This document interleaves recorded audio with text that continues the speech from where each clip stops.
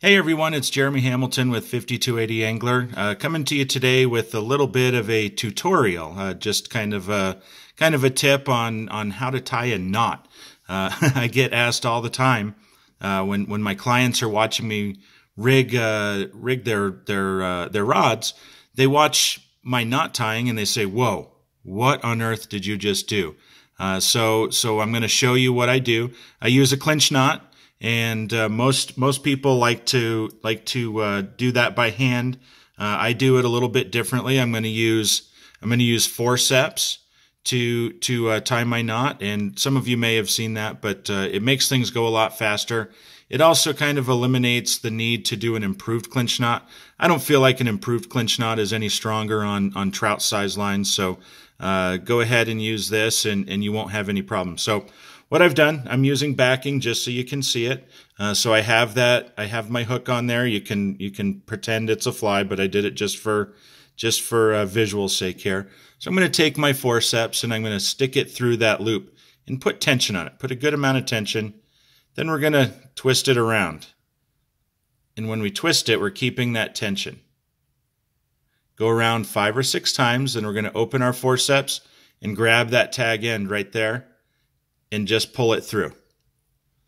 So now what we're going to do, you don't want to pull that tight using the tag end. We're going to get that right there. We're going to grab with the forceps and pull it tight, just like that. That is your clinch knot.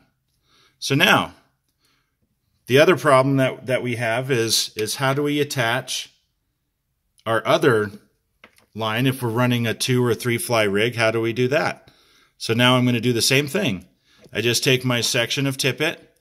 Usually I'm going to drop down a size. If I'm using 4X on my top fly, then I might add 5X to the bottom fly. Typically, you're going down in size in flies, so you can go ahead and go down in size on your tippet.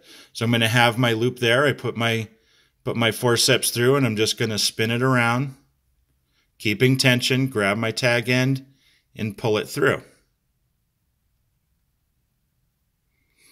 So now that I have that loop right there, that's what I'm going to use to put it on my other hook.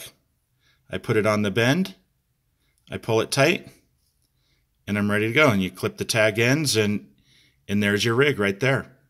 I don't do eye to eye. I do bend to, or I do eye to hook bend. I don't feel like it affects the fishing or the drift anymore.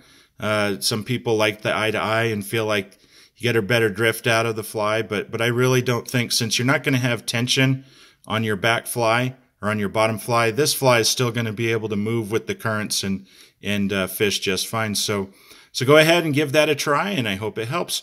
As always, follow us on 5280angler.com, Instagram 5280angler, and on Facebook, or you can follow me, Jeremy Hamilton Fly Fishing. See you on the river.